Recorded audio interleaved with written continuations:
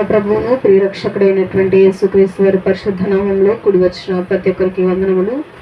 దేవుడు అనుగ్రహించినటువంటి గొప్ప మహాకృపను బట్టి మనందరము ఇక్కడ ఏకంగా కూడుకుని ఉన్నాం.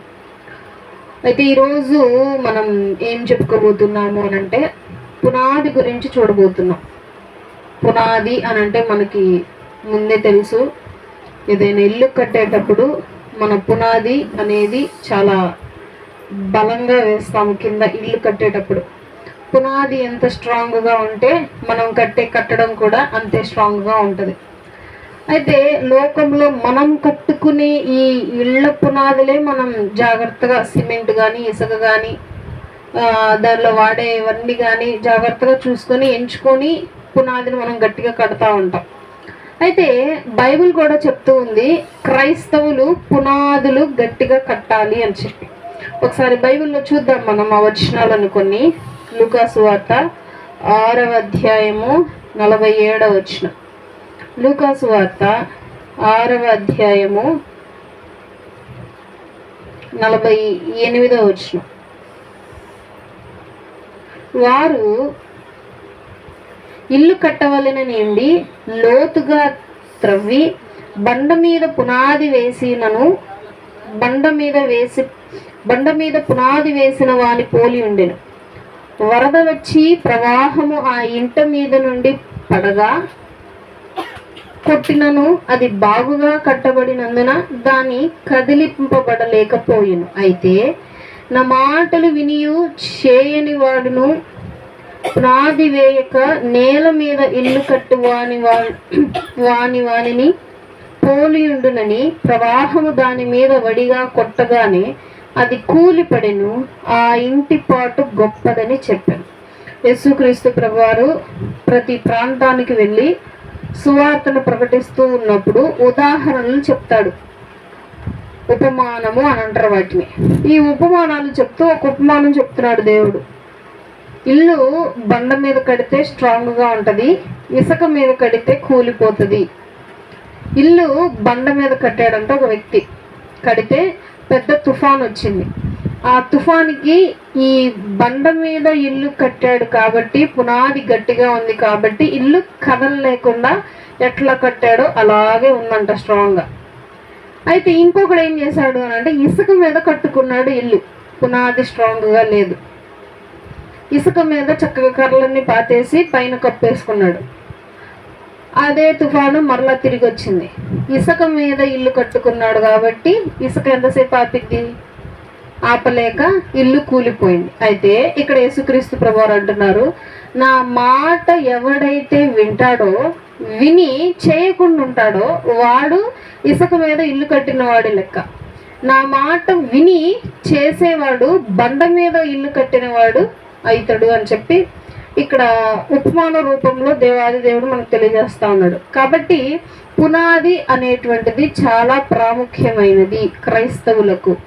మనము క్రైస్తవ్యంలోనికి వచ్చాక, మనము మందిరాల్లోకి వచ్చాక మన పునాదులు ఎలా ఉన్నాయి, మన పునాదులు స్ట్రాంగ్గా ఉన్నాయా, మన భక్తి స్ట్రాంగ్గా ఉందా, మనం నిజంగా అసలు భక్తులమేనా? బైబిల్లో చాలా మంది భక్తులు ఉన్నారు, వాళ్ళని ఒకసారి గుర్తు చేసుకోండి. వాళ్ళ భక్తిలాగే మన భక్తి ఉందా? యేసుక్రీస్తు ప్రభువారు ఆయన ఒక మార్గాన్ని నడిచి చూపించారు మనకి. ప్రతిదినము ప్రార్థన చేయటము, ప్రతిదినము దేవుని స్తుతించటము, ప్రతిదినము ఉపవాసాలు చేయటము, ప్రతిదినము ఏదో ఒక ప్రాంతానికి వెళ్ళి సువార్తను ప్రకటించటం, ప్రతిదినము అపవాదితో పోరాడటం, ఇవన్నీ దేవుడు ఒక మాదిరిగా చూపిస్తూ ఉన్నాడు. భక్తి పరులు ఉన్నారు చాలా మంది. అన్నం మనం 3 పూటలు ఎట్లయితే తింటామో అదొక అలవాటుగా భక్తి పరులు వాళ్ళు కూడా అలవాటుగా అయిపోయిందంటే వాళ్ళకి ప్రార్థన. లేవగానే ప్రార్థన చేసేసుకోవాలి, అన్నం తినే టయానికి ప్రార్థన చేసుకోవాలి, నిద్ర పడుకునే టయానికి ప్రార్థన చేసుకోవాలి. ఇలా వారికి అలవాటుగా మారిపోయింది. అయితే వారి పిల్లలు, కొంతమంది భక్తులు అయితే పిల్లలు చేసిన పాపాలను కూడా వారు లెక్కలో పెట్టుకొని బలులు అర్పించేవారు. కుటుంబం కొరకు ప్రార్థన చేసిన వారు, కుటుంబం కొరకు నిలబడిన వారు, వారు బాప్తీసం తీసుకొని కుటుంబాన్ని కూడా బాప్తీసంలోకి నడిపినవారు, వాళ్ళు చర్చికి వచ్చి కుటుంబాన్ని కూడా చర్చికి తీసుకొచ్చిన, ఇట్లా చాలా మంది భక్తులు ఉన్నారు బైబిల్లో. అయితే అటువంటి భక్తి మనకుందా? ప్రతి భక్తుడికి ఒక్కొక్క పేరు దేవాది దేవుడు ఇవ్వటం జరిగింది. నీతిపరుడని, ఇల్లంతటిలో నమ్మకమైన వాడు అని చెప్పి, నా ప్రియ స్నేహితుడు అని, నా ప్రియ మిత్రుడు అని, నా కుమారుడు, నా కుమార్తె, ఈ విధంగా దేవుడు కొన్ని బిరుదులు కూడా వారికి ఇచ్చాడు. వారి భక్తిని చూసి వారి పునాది అంత బలంగా ఉంది కాబట్టి. ఇప్పుడు మన పునాది ఎలా ఉందో ఒకసారి ఆలోచించాలి. తర్వాత ఇంకో వచనం చూద్దాం. 2వ తిమోతీయులకు రాసిన పత్రిక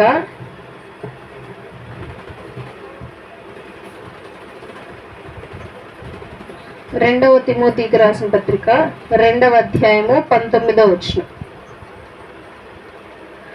ఆయన దేవుని యొక్క స్థిరమైన పునాది నిలకడగా ఉన్నది, ప్రభువు తన వారిని ఎరుగును అనునదియు, ప్రభువు నామమును ఒప్పుకొను ప్రతివాడును దుర్నీతి నుండి తొలగిపోవలన అనునదియు దానికి ముద్రగా ఉన్నది. ఇక్కడ ఆయనను దేవుని యొక్క స్థిరమైన పునాది నిలకడగా ఉన్నది.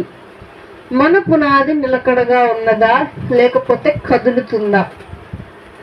ఎట్లా కదులుతుంది పునాది అనంటే, ఎగ్జాంపుల్గా మనం చూసినట్లయితే క్రైస్తవ్యంలోనికి వచ్చి కూడా చాలా మంది మరలా తిరిగి పాత జీవితాలనే జీవిస్తూ ఉంటారు. చాలా మంది క్రైస్తవ్యం అంటే క్రీస్తుని నమ్ముకొని కూడా మరలా తిరిగి జన్మించి కూడా మరలా తిరిగి బ్రతికి కూడా మరలా బాప్తిస్మం తీసుకున్నా కూడా మరలా దేవుణ్ణి నమ్ముతున్నా సరే మరలా ఏమవుతున్నారు అని అంటే వెనక్కి తిరుగుతున్నారు క్రైస్తవులు అని చెప్పి దేవాది దేవుడు ఇదే చెప్తున్నాడు. క్రీస్తు భూలోకానికి వచ్చాక ఆయన బ్రతికిన 33.5 సంవత్సరాలు ఆయన భక్తి నిలకడగానే ఉంది. ఆయన పునాది నిలకడగానే ఉన్నది. ఆయన చేసిన ప్రతి కార్యక్రమాలు 4 సువార్తల్లో ఉన్నాయి. ఆ 4 సువార్తల్లో ఈయనలో నేను ఏ నేరమును ఏ పాపమును చూడలేదు అనే రాశారు ఆ 4. వారు చూసిన కోణంలోనే రాశారు ఆ 4. దేవాది దేవుడు ఆఖరికి ప్రార్థనలో కూడా ఎక్కడ ఏ తప్పిదము లేదు. ఆయన పునాది ఎక్కడ కదలలేదు. ఏం చేశాడు ఆయన ప్రార్థన? దేవా నా చేయి మాత్రం వదలొద్దు. ఆయన తండ్రి యొక్క ఎడబాటును తట్టుకోలేకపోయాడు, చేయిని వదలొద్దని ప్రార్థన చేశాడు. ఇక ఇంతకంటే తప్పితే ఇంకా ఆయన ఏ పునాదిని కదల్చబడలేదు. ఆయన పునాది చాలా బలంగా ఉంది. ఇక్కడ అదే చెప్తా ఉన్నారు పౌలు గారు తిమోతి గారికి రాస్తూ, యేసుక్రీస్తు ప్రభు వారి పునాది ఏ విధంగా నిలకడగా ఉందో తిమోతి గారికి చెప్తున్నారు ఈ మాట. నీ పునాది కూడా ఆ విధంగా ఉండాలి. తిమోతి గారు ఒక యవ్వనస్తుడు అప్పుడప్పుడే నేర్చుకుంటూ అందరికీ సువార్తను ప్రకటిస్తా ఉంటే పౌలు గారు ప్రోత్సహిస్తా ఉన్నారు ఈ ఉత్తరం రాసి ఆయనకి చెప్తున్నారు, క్రీస్తు ఏ విధంగా అయితే పునాది లాగా కదల్చబడకుండా ఉన్నాడో నీ పునాది కూడా ఆ విధంగానే ఉండాలి.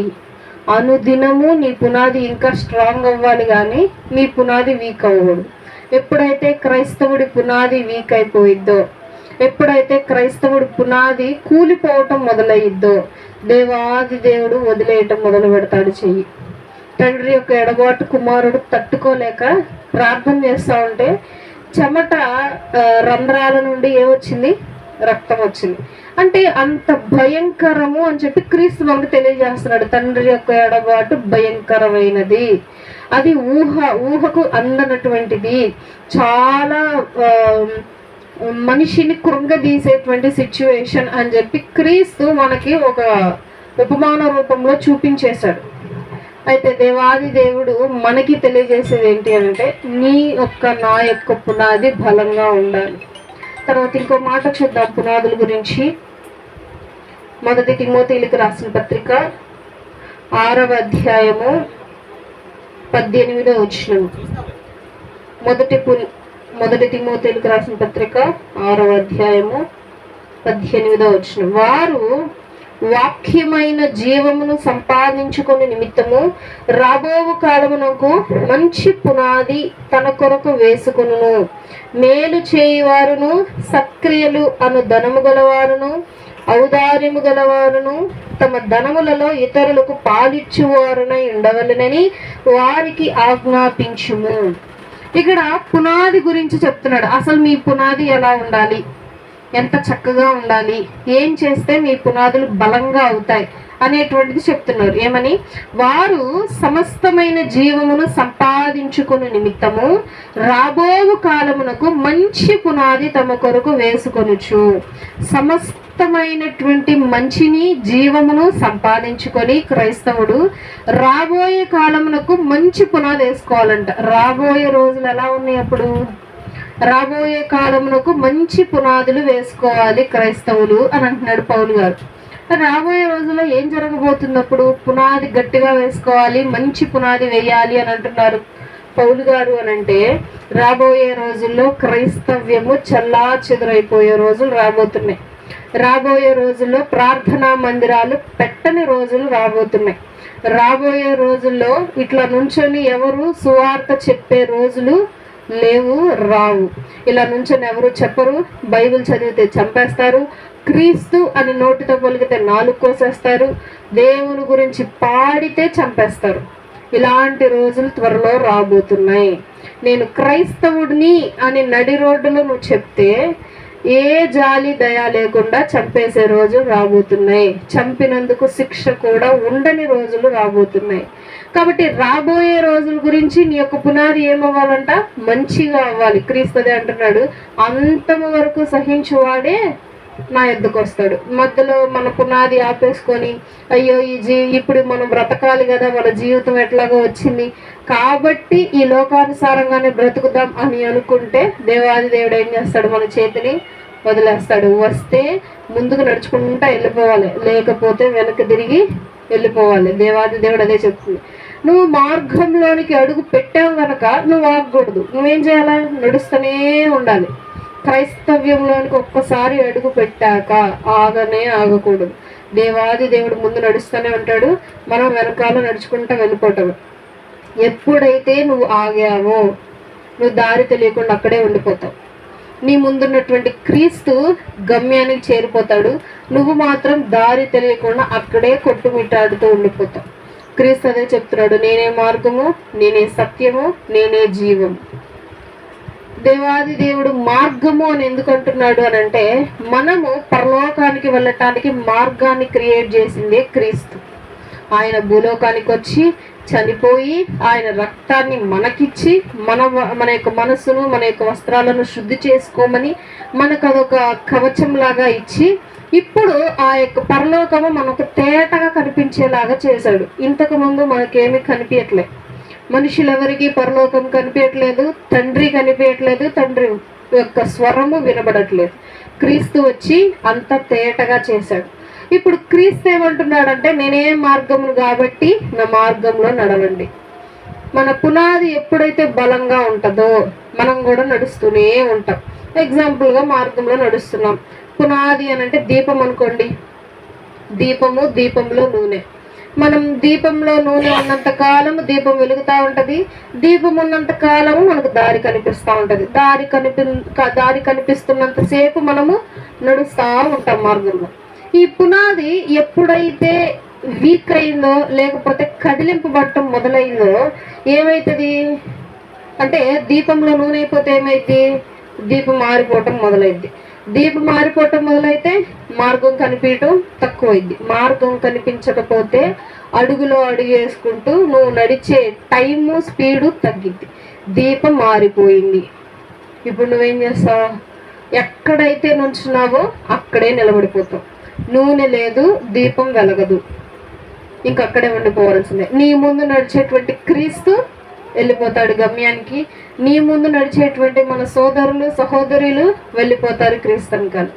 సో పునాది అనేటువంటిది మనకు దీపం లాగా, క్రైస్తవునికి దీపం లాగా అని చెప్పి బైబిల్ సెలవిస్తుంది. ఈ యొక్క దీపమును మనము కాపాడుకోవటం మన బాధ్యత. ఎప్పుడైతే మనం పునాది నుండి తొలగింపబడతామో, కదిలింపబడతామో, అప్పుడు దేవాది దేవుడు క్షమించడు కూడా.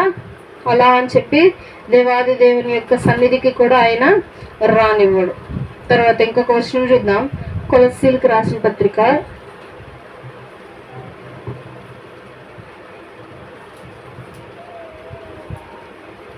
కొలస్సీలకు రాసిన పత్రిక 1వ అధ్యాయము 23వ వచనం.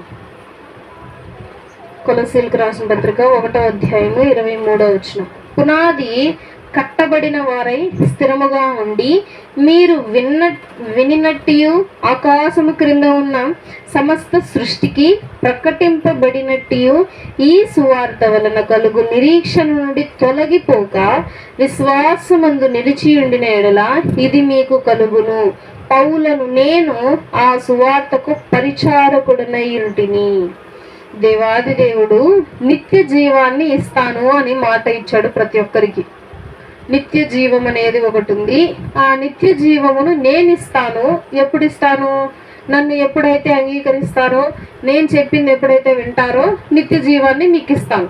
అయితే ఇక్కడ ఇంకొక సువార్త, అంటే ఇంకొక రెండో లెవెల్ ఏంటి అని అంటే, పౌలు గారు చెప్పేది, దేవాది దేవుడు మనకిచ్చినటువంటి ఈ పునాది కదిలింపబడకుండా దాన్ని స్థిరంగా ఉంచుకున్న ఎడల, అదే కదా అంటుంది పౌలు గారు. మళ్ళీ ఇంకోసారి చూద్దాం.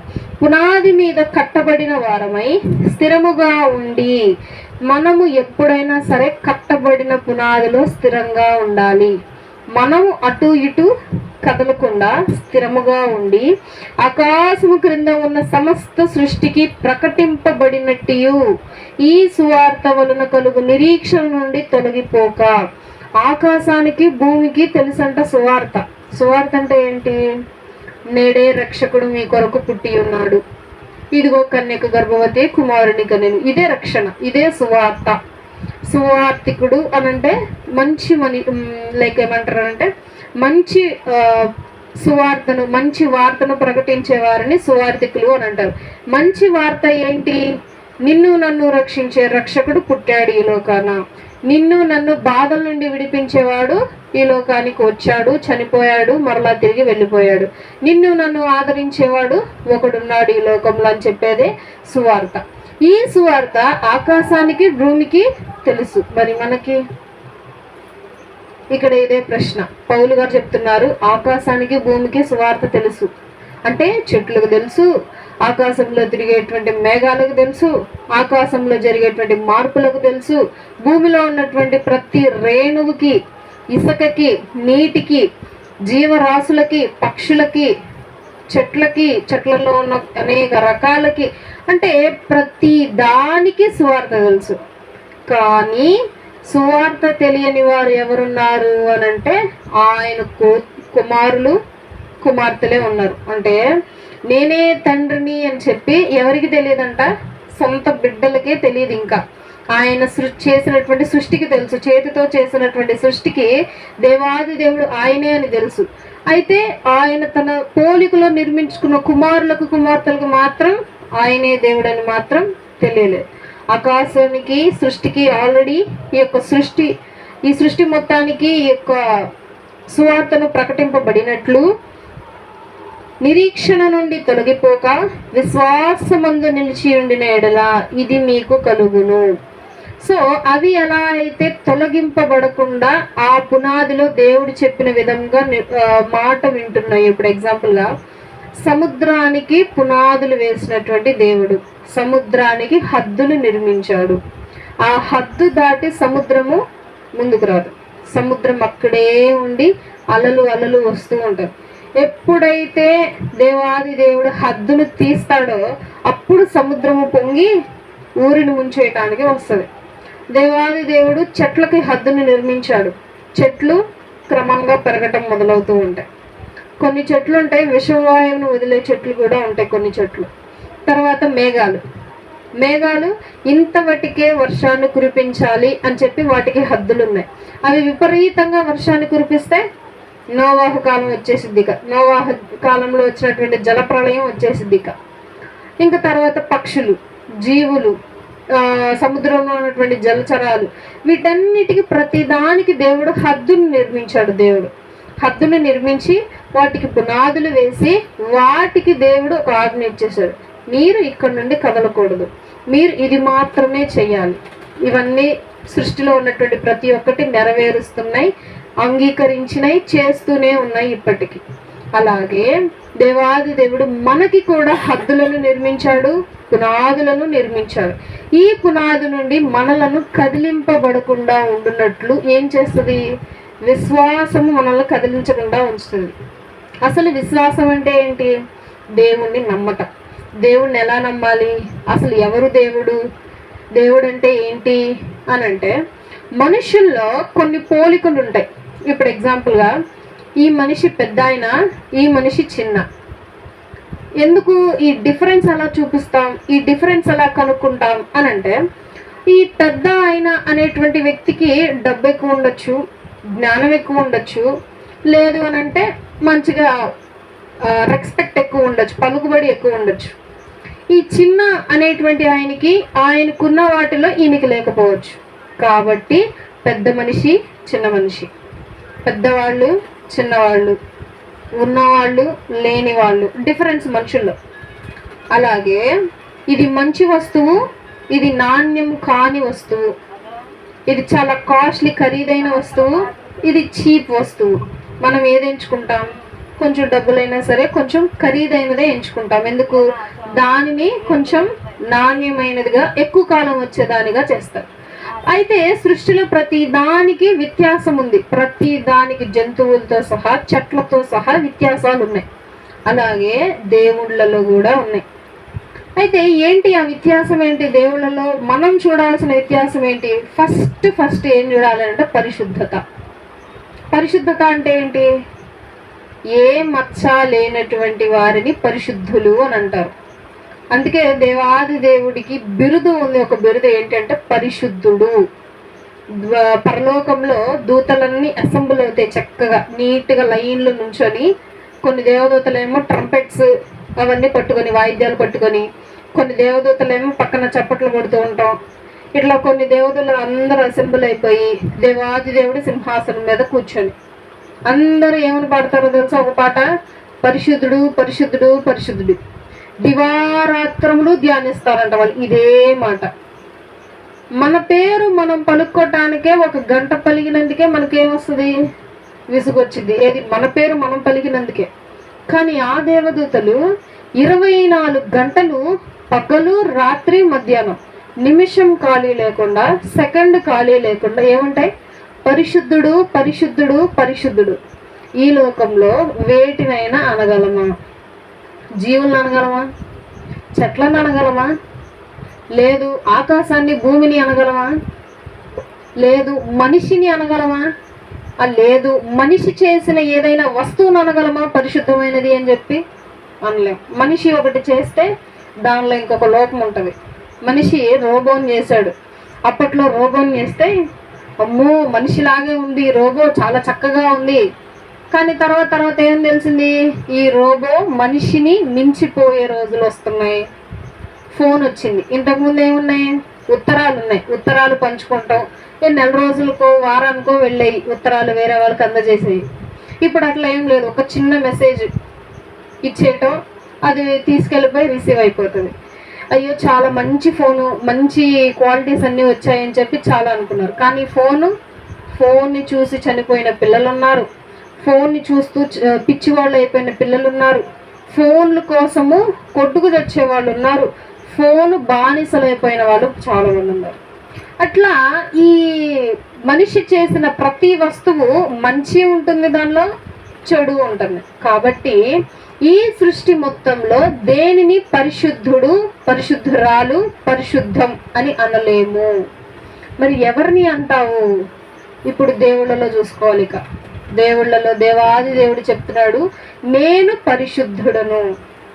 దేవాది దేవుడు నుంచొని సువార్త ప్రకటిస్తా ఉన్నప్పుడు యూదులు రాళ్ళు కొట్టుకొని నుంచునేవాళ్ళు. ఎక్కడన్నా దొరుకుతాడు ఒకటేద్దాము రాయి అని చెప్పి. దేవాది దేవుడు నుంచొని, నేను చెప్పింది నిజమే, నేను చెప్పింది కరెక్టే, నాలో లోపం ఉంది, నాలో దోషం ఉంది అని చెప్పి మీలో ఎవరైనా చెప్పగలరా, చూపగలరా అని అంటాడు ఆయన. సైలెంట్గా ఉంటారు అందరూ, ఆ మాటకు ఎదురు చెప్పలేక. ఇటువంటి మాట మనుష్యులు చెప్పలేరు. ఏ దేవుడు చెప్పినట్టు చూడలేదు నేను. ముఖ్యంగా మనం చూడాల్సింది పరిశుద్ధత. దేవునిలో చూడవలసిన క్వాలిటీ పరిశుద్ధత. తర్వాత చూడవలసింది ఏంటి అంటే ప్రేమ. ప్రేమ అనేటువంటిది చాలా గొప్పది ఈ ప్రపంచంలో. ఈ ప్రపంచం అంతా సృష్టింపబడిందే ప్రేమ మూలంగా. నువ్వు నేను సృష్టింపబడిందే ప్రేమ మూలంగా. దేవాది దేవుడు ఉచితంగా కృపనిచ్చాడు మనకి. దేవాది దేవుడు ఉచితంగా జీవాన్ని ఇచ్చాడు. ఎందుకు? మనం ఏమైనా చేసామా? తిరిగి చేయలేదు. మరి ఎందుకు దేవుడు ఇంత జీవితాన్ని, ఇంత హుందా అయినటువంటి బ్రతుకుని మనకిచ్చాడు? ఇంత గొప్ప సృష్టిని ఇచ్చాడు మనకి, ఇంత గొప్ప వాతావరణాన్ని ఇచ్చాడు మనకి అనంటే ప్రేమ. ఆయన మన ఎడల పెంచుకున్న ప్రేమ. దేవాది దేవుడు మన ఎడల చూపినటువంటి అమరమైన ప్రేమ, అపారమైన ప్రేమ. ఈ ప్రేమ మారనిది, మరువనిది, విడువనిది. ఇక ఇది మారదు. ఈ ప్రేమ, మనుషుల ప్రేమ కొన్నేళ్లకు మారిపోయింది, కానీ దేవాది దేవుని ప్రేమ ఎప్పటికీ మారదు, మరువదు. దేవాది దేవుడు మనల్ని ఏ విధంగా ప్రేమించాడు అనంటే మర్చిపోలేడంట మనల్ని. మనం ఏదైనా తప్పు చేస్తే, మనం ఆయన్ని వదిలేస్తే దేవాది దేవుడు మన గురించే ఆలోచిస్తాడంట. ప్రార్థించకపోయినా పలకరిస్తూ ఉంటావు, మాట వినకపోయినా పలకరిస్తూ ఉంటావు. ఎందుకింత ప్రేమ నాపై యేసయ్యా, ఎందుకింత ప్రేమ నాపై యేసయ్యా. ఏ రుణమో ఈ బంధమో నా ప్రేమవతి, తాళలేను నీ ప్రేమను. ఏ రుణమో ఈ బంధమో నా ప్రేమవతి, తాళలేను నీ ప్రేమను. ఎంతో మంది భక్తులు వారి భావాలను పాటల రూపంలో రాయటం జరిగింది. క్రీస్తు యొక్క ప్రేమ, తండ్రి యొక్క ప్రేమ, పరిశుద్ధాత్మ దేవుని యొక్క ప్రేమ మన మీద విడువలేనటువంటి ప్రేమ, మనల్ని మర్చిపోలేనటువంటి ప్రేమ. ఇటువంటి గుణాలు కలిగినటువంటి వారిని దేవుడు అని పిలవాలి మనం. ఇవన్నీ ఎక్కడ మనం చూడొచ్చు? క్రీస్తులో చూడొచ్చు మనం. ఇవన్నీ క్రీస్తులో ఏ విధంగా చూడొచ్చు? బైబిల్లో చాలా స్పష్టంగా భక్తుల చేత వ్రాయబడినటువంటి మాటలు. ఇదిగో క్రీస్తు అనేటువంటి వాడు ఒకడున్నాడు, నిన్ను ఈ విధంగా ప్రేమించాడు, నీ కొరకు ఈ విధంగా మరణించాడు, కాబట్టి నువ్వు నీ యొక్క జీవితాన్ని మార్చుకొని క్రీస్తు వైపు మరలు, క్రీస్తు వైపు తిరుగు. ఆయన ప్రేమ గొప్పది, ఆయన ప్రేమ అమరమైనది. ఆయన క్రీస్తు తండ్రి యొక్క మాట విని నీ కొరకు నా కొరకు చనిపోవటానికి వచ్చేసాడు. తండ్రి యొక్క మాట విని క్రీస్తు నిన్ను నన్ను సహోదరుడు, సహోదరాలు, చెల్లె, అక్క, తమ్ముడు, అన్నయ్య అని పిలుస్తున్నాడు ఆయన. మనం ఏ పాటి వారం? ఆయనకి పనివారం. కానీ మనలను ఒక సొంత రక్త సంబంధిలాగా పిలుస్తా ఉన్నాడు క్రీస్తు. కాబట్టి దేవాది దేవుడు మనకి రాత్రికాలంలో తెలియజేసేటువంటి మాటలు ఏంటి అనంటే, నీ యొక్క పునాది బండ మీద ఉన్నదా, ఇసుక మీద ఉన్నదా? తుఫాను త్వరలో రాబోతుంది, కానీ ఎప్పుడు వస్తుందో తెలియదు. మన ఇల్లు ఎట్లా కట్టుకుంటాం? సూర్యుడు ఇంట్లోకి వచ్చే విధంగా కట్టుకుంటాం, మంచి దిక్కులు అవన్నీ చూసుకొని కట్టుకుంటాం, పునాది బలంగా కట్టుకుంటాం. ఏ గాలి వచ్చినా, ఏ వడదెబ్బ, అవన్నీ ఎండ ఎక్కువ వచ్చినా, ఎటువంటి వర్షం వచ్చినా లోపలికి రాకుండా, చెదరకుండా మన ఇళ్ళని బలంగా కట్టుకుంటాం. మనం రాబోయేటువంటి సమస్యలకు ముందే మనం జాగ్రత్త పడతాం. అదేవిధంగా క్రైస్తవుడు కూడా పునాదులను బలంగా నిర్మించుకోవాలి. తుఫాన్ ఎప్పుడు వస్తుందో తెలియదు, ప్రమాదం ఎప్పుడు వస్తుందో తెలియదు, దొంగ ఎప్పుడు ఇంటికి వస్తాడో తెలియదు. కాబట్టి క్రైస్తవుడు తమ పునాదులు బలంగా నిర్మించుకొని ఆ పునాదుల్లో వాళ్ళు కదిలింపబడకుండా ఉండాలి. అట్లా ఎప్పుడైతే క్రైస్తవుడు పునాది మీద కదిలింపబడకుండా నిలబడతాడో అప్పుడు దేవుడు బలా నమ్మకమైన మంచి దాసుడా అని చెప్పి దేవుడు మన కొరకు ఏర్పరిచినటువంటి బహుమానము మనకు అందజేస్తాడు. లేదు, మనం పునాది నుండి పక్కకు కదిలాము, ఏమైతాం? ఆ యొక్క తుఫానికి కొట్టుకుపోతాం. ఆ తుఫాన్ ఎక్కడికి తీసుకెళ్తుంది? కొట్టుకొని తీసుకెళ్ళిపోయి పెద్ద సముద్రంలో కలిపేస్తుంది. సముద్రము అగాధమునకు గుర్తు. అగాధము అనంటే చీకటి, చీకటి అనంటే సాతానుకు నిర్మించినటువంటి ఇల్లు, నరకానికి కొట్టుకుపోతాము. కాబట్టి దేవాది దేవుడు నిన్ను నన్ను ఎంతో ప్రేమగా తన పోలికలో నిర్మించుకున్నాడు, సృష్టించాడు. మనము చేయవలసినటువంటి ఒకే పని, దేవాది దేవుడు మనలను కోరుకుంటున్నటువంటి పని, పునాది నుండి కదలద్దు. నీ దీపంలో నూనె అవ్వనివ్వద్దు. ఇంకా నూనెను నువ్వు సిద్ధపరచుకో. ఇంకా నూనె అయిపోతుంది అని తెలిసి నువ్వు దానిని ఇంకొంచెం అధికంగా నీ దగ్గర పెట్టుకో. నీ దీపమును ఆరిపోనివ్వకు. నీ దీపం ఆరిపోతే దారి కనిపించదు. దారి కనిపించకపోతే నువ్వు అక్కడే నించుని కొట్టుమిట్లాడుతూ నీ సమస్యలతో నువ్వే అల్లాడిపోతావు. నీ పునాది అనేది బలంగా ఉండాలి అని ఈ రాత్రి కాలంలో దేవాది దేవుడు మనకు తెలియజేస్తున్నాడు. అందరి తలలో మంచి కళ్ళు మూసుకున్నట్లయితే ప్రార్థన చేసుకుందాం. పెంచునుగాక. ఆమేన్. అందరికీ వందనాలు.